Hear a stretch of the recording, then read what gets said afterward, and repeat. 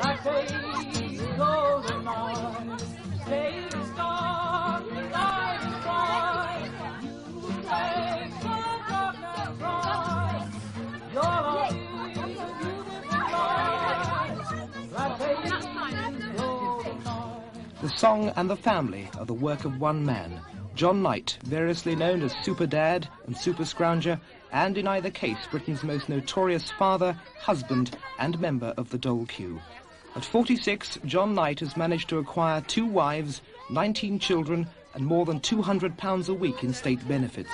His children make up 2/3 of the local primary school and a substantial contingent at the nearby comprehensive. And when, punctually each year, another little Knight is added to the roll call, public outrage is guaranteed. It seems that millions of people seem to get upset about us. Newspapers and television companies say they never get as many letters as they do about us, which it seems a ridiculous thing to get concerned about. You know, there's so many dangerous, terrible things, threats over the whole future of humanity. And to get concerned about how many children are in a particular family or whether one particular man is in some kind of ordinary employment, it seems a bit out of touch with reality, but it's almost impossible for anybody of my age in an area like this to get an ordinary kind of job at the moment. Let alone me, with my publicity. I don't think there's a chance in a million of me ever being offered any kind of ordinary job, even if there was such a thing around here. But being able to seize on the idea of us living on social security, it stops people thinking about what it is about us that really disturbs them. I'll get down, then you give me your bucket. What perplexes as well as upsets the public is that the 2 wives accept the triangle willingly. Carol is 37 and John's legal wife. She moved with him to Cornwall 14 years ago. Yeah, that's enough. Claire is 42 and was the much-travelled wife of a university lecturer until her marriage dissolved and she fell in love with John. The lives of the 2 women are now completely interwoven. They assist, for example, at the birth of each other's babies. But the ramparts of convention didn't crumble easily. I was horribly jealous in the beginning. I wanted to kill her. I'm really a very, very jealous person. But I realise now how much I've gained. And I realise now that women should never feel humiliated by their man being in love with somebody else. Women love more than one child at a time. It's crazy to imagine that men can't love more than one woman if they do it properly. By which I mean not having a bit on the side, but really loving, mating with them, having a family with them. I've learnt this, and it's given me a tremendous sort of peace of mind. I don't feel jealous of Claire at all now. And our relationship, mine and John's relationship, has grown much, much better over the years. It's developed. How long did it take you to conquer the jealousy, and how did you do it? I suppose it was a couple of years before I really began to feel relaxed about it. That's because of the way we're brought up. We're brought up to feel humiliated, insulted that he should want somebody else. It's an awful way to bring people up, really. I mean, I've never brought my children up to feel this. How did I conquer it? I suppose by looking into my real feelings, to realise how much of it is humiliation, how much of it is vanity, the idea that a man can't love somebody else. And I'm now quite happy to accept whatever love John has to offer me. I don't think I'm ever jealous of Carol. I don't think I ever have been. But then there wasn't really any reason ever for me to be, because in a sense I was taking from her rather than she taking from me. In the beginning it just seemed impossible. It seemed that there wasn't any way of anything working. I mean, I can't imagine, I certainly never thought of a tripartite, whatever you like to make it sound like. And nor did Carol, I'm sure. It was just that there didn't seem to be any other possibility. And when I talked about going away, and John said that he wouldn't let me go away, and obviously I didn't want him to leave Carol and break up his family life, and it just became the only thing left for any of us to do. People believe what they want to believe, and people like symbols, nice, easy symbols to get hold of. I read about a super dad person in the paper, and it's like reading about a cartoon character. I mean, it has very little relationship to my life, and it's like reading something completely divorced from our reality. People want to believe there's this mad character living on the middle of the moors with hordes of women ready to jump on any woman who comes past, with hordes of children, never worked, never intending to work. I wish people could realise that everything they need is here in the home, in ordinary, everyday family life. That's where the centre of everything is. The future of mankind lies in these children, not in politicians and scientists and all these other people. If ordinary family life is the centre of everything. To hold that centre together, John begins each day by running between his family's 2 cottages on Bodmin Moor. Neither has tap water or interior sanitation. Carol's, at least, is near the road and has electricity. Claire lives her winters by oil and candlelight, and her cottage is half a mile into the moor. John, a one-time office worker from Putney, says he would choose no other life. It's so beautiful here. I mean, it really is like living in paradise here. The spring here, get April and May in this valley, it's unbelievably beautiful. People seem to think it's a very hard life living here, which obviously it is at times. I mean, cold weather like this, it can be very tough in some ways, but it's not tough in the way. It's a different kind of pressure. It's a natural pressure. It's not the kind of pressure you get in London, which is a very that's the kind of pressure that wears you down. The kind of pressure you get here just stretches you, and I think that does you nothing but good. John hopes that music may be the avenue that leads him away from the dole queue. He's already won a prize with a song for Cornwall and plans to compete this year at an Eisteddfod. And he uses his songs to resolve the emotional crises of his life. Sun is rising on the moor, blackbirds singing in the wood. A child is standing by the stream. Life here is so good. Larks are singing on the moor, hovering high above the hill. Red fox in the yellow gorse, the earth is young here still. How can we ever leave this place? Paradise still on the earth. It's beautiful beyond belief. Life here on the moon. Wherever we go, we'll not forget. Angels may have broken wings, but heaven's in that valley yet, where the blackbirds sing, where the blackbirds sing, where the blackbirds sing. I think it's a wonderful life. It's very difficult to get across why it's so. I mean, as I get older, all the little things are very important. Just things like fetching water, putting the children to bed, reading them a story. I feel very sorry for the people who feel they've got to have a career as well. I can only imagine it's because they haven't really ever given themselves completely to being a mother. If you do give yourself completely, there's nothing more rewarding. I mean, what can be more important than growing, forming a new human being? There's nothing more important to say, oh, I'm just a housewife. I just don't understand that. I mean, nothing can be more important for a woman than being a housewife, being a mother. I think it's very bad for women, men too, to try to limit the size of their families. I think it does us all kinds of harm that we're not aware of. I don't just mean things like the unknown medical effects of the pill.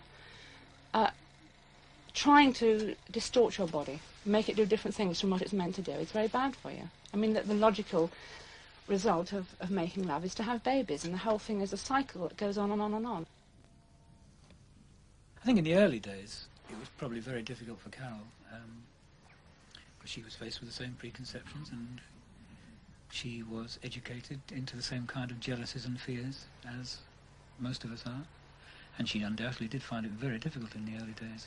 And of course, when I first got involved with Claire, it was like a honeymoon between me and Claire, and Carol was the one who was going through this terrible anguish at the same time, so it was very difficult for her, I think, for the first few months at least. But no, I don't think there's any problem at all now. When Claire first was divorced and she was married to my best friend and they were living abroad, she came back to England and we met, and obviously the feeling had always been there, but we were both married and nothing came of it. although the feeling was there. And then when she came back, it was obvious that suddenly the time was there, and it was impossible to deny the existence of this feeling. And I was in London with Claire, wondering what on earth to do, faced with this completely impossible situation. No answer, because, again, it's a matter of education. We're taught that such a situation is impossible, that there's no way out of it. We know that a man can't love two women at the same time. So here I was, in this position, with no answer at all. Yes, and I went into the church, and I did pray. We were out walking for hours, just trying to find an answer, and I went into the church, and it wasn't that I received an answer exactly, it's that I stopped asking, and suddenly everything suddenly slotted into place, and I realised that you don't need to ask the question. The answer to lots of problems is to stop asking the question in the first place. Though the question ceased to be asked, the doubts lingered, and John composed a song for Carol so that he could realise her anxiety at the time when the triangle began. Alone in a bed, a woman not sleeping listens to the black seconds creeping, eyes open in the darkness, heart full of dread, staring at pictures inside her head.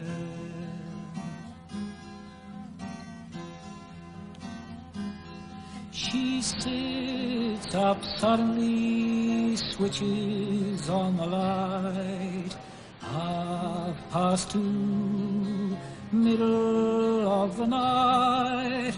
Will it never end? What can she do now? Gotta live through these dark hours somehow. I know he loves me, I know he loves me. Where is he? Oh God, where is he?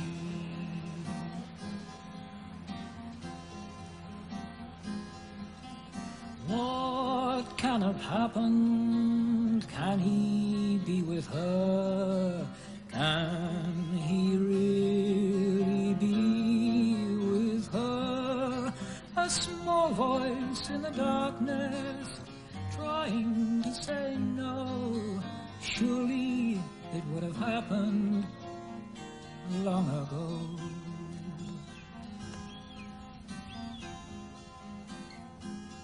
I know he loves me, I know he loves me. Where is he? Oh God, where is he?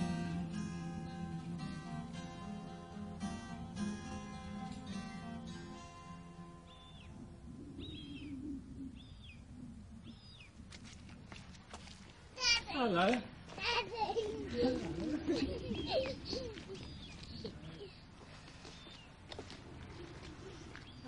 People say it's very irresponsible to have huge numbers of children. And perhaps I have a rather different view of personal responsibility. And I feel that my responsibility is to be the person that I am as fully as I can without being afraid of it. And in order to do that, if I live with somebody in a sexual relationship, that means having children. Not preventing things from happening because I'm afraid of it. And believing that the strength to manage will arrive with the situation. See, when you read the popular press reports about the family, you're always referred to as the common law wife or the mistress. I mean, are you ever hurt by what's in? I think I've probably got used to that. Again, that seems to me... I mean, I'd much rather that they described me. I think I've probably got used to that. Again, that seems to me... I mean, I'd much rather that they described me as John's second wife or other wife or whatever you like to call it, because we feel perfectly equal in status. But I suppose it's understandable. I mean, that's how people think of me. It makes me laugh a little when I think, when they describe me as a mistress and they appear and I'm in my sloppy old clothes. You know, I don't feel I'm quite the glamorous picture that perhaps people have of the seducer. Presumably there are people who say, it's awful to have all these kids in a place without any mod cons. How can you do it?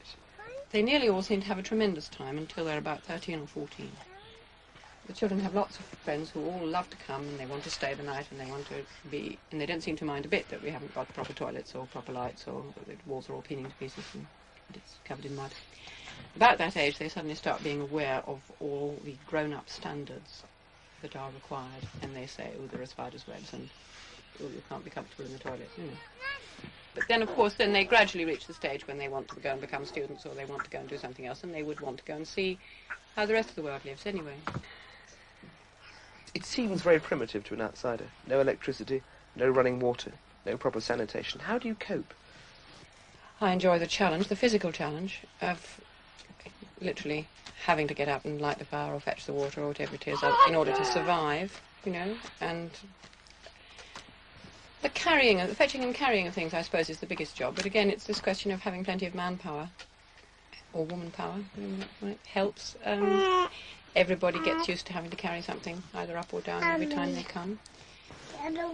And obviously, you know, our standard of living, whatever you like to call it, is fairly low.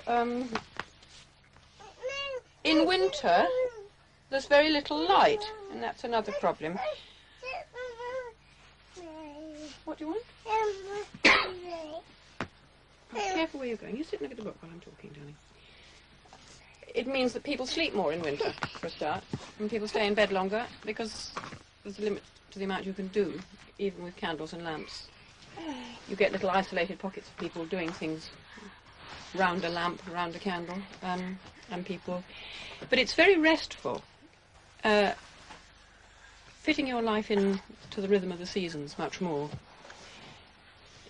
is very unnerve-wracking. I don't know how to explain. I think our life is very simple. No, I think trying to avoid our kind of life is what causes the real problems and the real complications. And our life may be hard at times, and may be demanding at times, but it's very simple. We're never faced with these awful decisions which so many people are faced with. You know, what's the best thing? What should I be doing? Because we never have time to think about that. You know, it's just there's so many things queuing up to be done. The most important one naturally takes first place. In that way, life is very simple. That the busier you are, the simpler life is. Bathing is done on in a baby bath or a giant baby bath on the table with the little ones. The bigger ones just don't ever have a bath. I mean, they just have a strip wash. And in the summertime, it's lovely. We all go down the river and wash. And in the winter? Well, in the winter, as I say, we don't have baths. We just have strip washes. Sleeping is nowadays very difficult because we used to have a caravan. It's really virtually useless now, which means everybody sleeps in this house, which means at night time we've got 2 people on the sofas, we've got a couple of people on the floors, and everybody else is just more or less camping round. It really is quite difficult now, and we are hoping sometime to be rehoused. We think that would be very nice, either one big house or maybe side by side, maybe 100 yards apart. It would be lovely. And I'm sure the family will then will grow even closer together than we are already. It will become much more like really one great enormous family.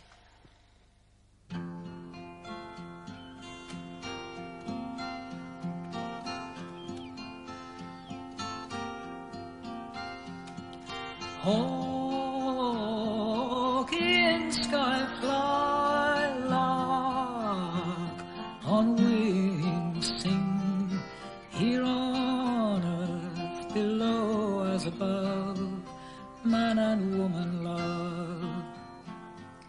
Cities like ladders reaching up into the air, men always climbing upwards somewhere. Not enough for them on this earth below, gotta be somewhere to go. Love like a tree growing on the earth, flower, fruit, seed, each in its season comes to birth. Love like a tree growing on the earth, flower, fruit, seed, each in its season comes to birth. Eyes keep on lifting to the skies, don't see themselves walk on out of paradise. Here to somewhere, what they call progress, just a change of address. Oh, how simple it all was. Oh, God, how beautiful it was. Heaven on earth, below as above, when man and woman love. Love like a tree growing on the earth, flower, fruit, seed, each in its season comes to birth. Don't they remember how it used to be? The seasons on the earth, love like a tree.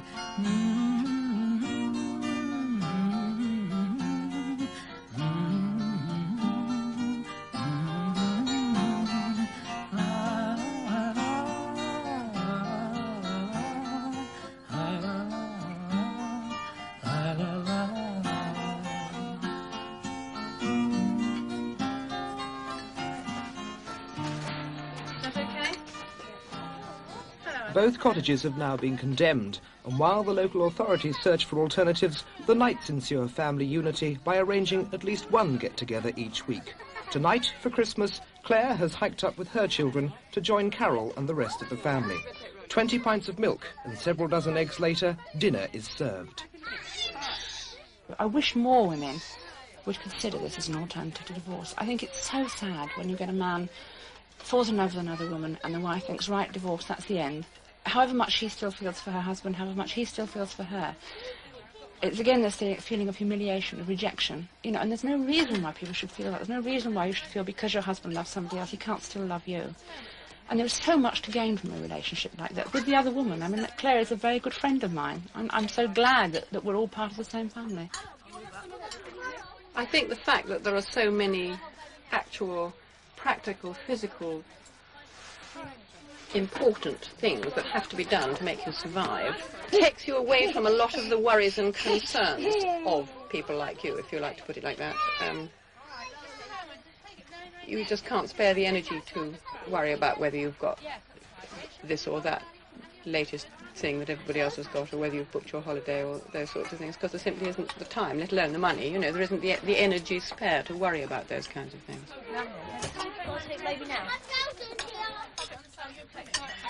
Simply getting the shopping done, which we do once a week.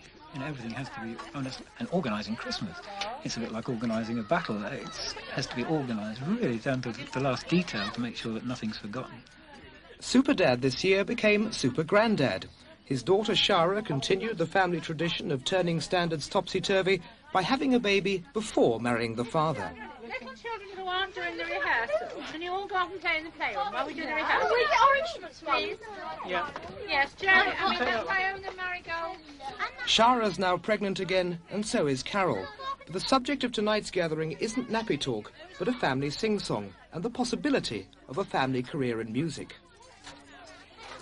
One thing I'd like, before we start the rehearsal, I'd like everybody to think about this future of the music, whether we're going to take this music seriously and try to do anything with it, or just sort of carry on for our own amusement, right? Everybody have a serious think, and then after Christmas we'll have a talk about it and think what we're going to do about the future. Okay?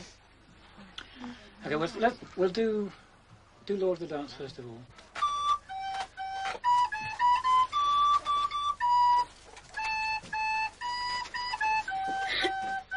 I danced in the morning when the world was begun, and I danced on the moon and the stars and the sun, and I came down from heaven and I danced on the earth. At Bethlehem I had my birth. So I say, wherever you may be. I don't think happiness is that important.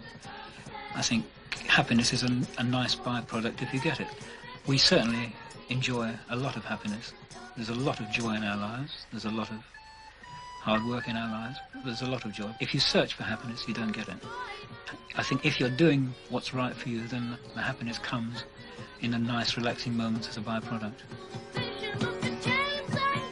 The Knights are almost like reluctant time travellers, catapulted from another century and another culture to live their bewilderingly chaotic life in front of an indignant but inquisitive public. They've grown used to the paradox of being both the victims of hate mail and a staging post for the local tourist coaches. And they're determined that that the triangle will not be broken. I danced on the Sabbath in the cute little lane. The holy people said it was a shame. They whipped and they stripped and they hung me high and left me there on the cross to die. God said, wherever you may be, I am the Lord of the dance city, and I'll lead you all wherever you may be, and I'll lead you all in the dance city.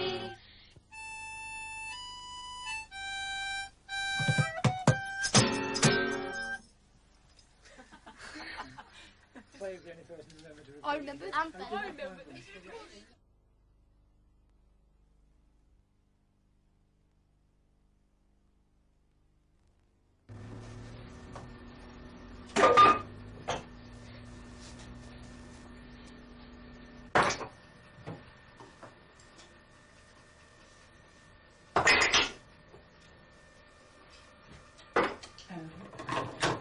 Here comes Plymouth Sound.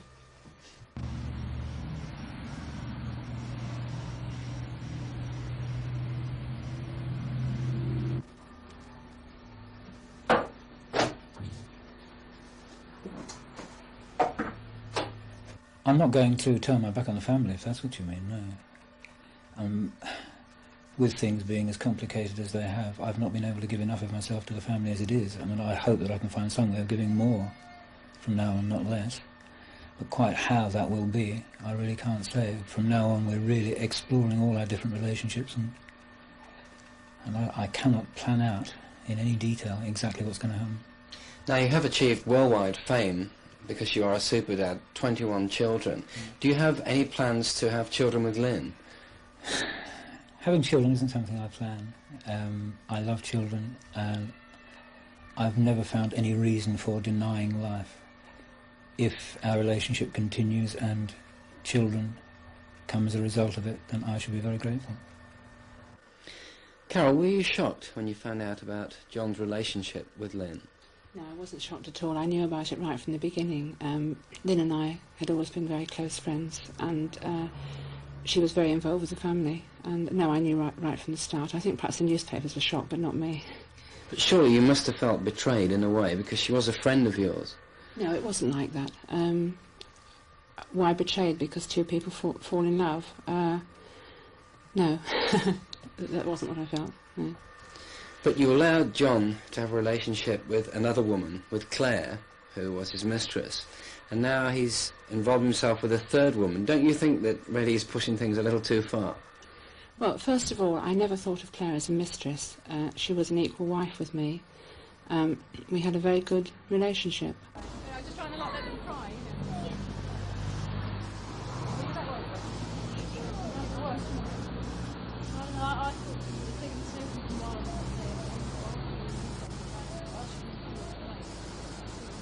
Well, no, not entirely for that reason. I mean, the point is I'm now 42, I've had 14 children. I'm a polio sufferer with a lame leg, and I felt that in the situation in which I might be left to bring up 9 children without a lot of help from John, that I couldn't afford to be ill or to be incapacitated or to have any more small children, and therefore be unable to do things with the bigger children that perhaps otherwise John might have been able to do. So your relationship with him is virtually at an end? At the moment, I don't have any physical relationship with John, no, and that's the way I want it to stay, certainly.